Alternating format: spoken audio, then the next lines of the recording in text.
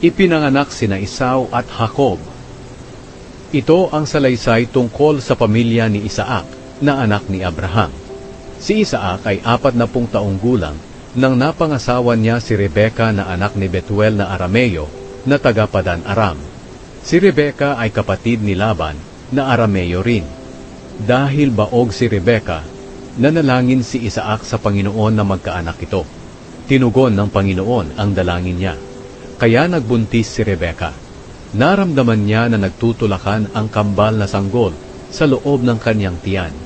Sinabi ni Rebeka, "Kung ganyan lang ang mangyayari sa kanila pagdating ng panahon, mabuti pang mamatay na lang ako." Kaya nagtanong siya sa Panginoon tungkol dito. Sinabi sa kaniya ng Panginoon, "Manggagaling sa 2 sanggol na nasa tiyan mo ang 2 bansa, 2 grupo ng mga tao na maglalaban-laban. Ang isa'y magiging makapangyarihan kaysa sa isa. Ang nakatatanda ay maglilingkod sa nakababata niyang kapatid." Nang nanganak na si Rebeka, kambal ang anak niya. Ang unang lumabas ay mapula-pula at balbon, kaya pinangalanan nila siyang Esau.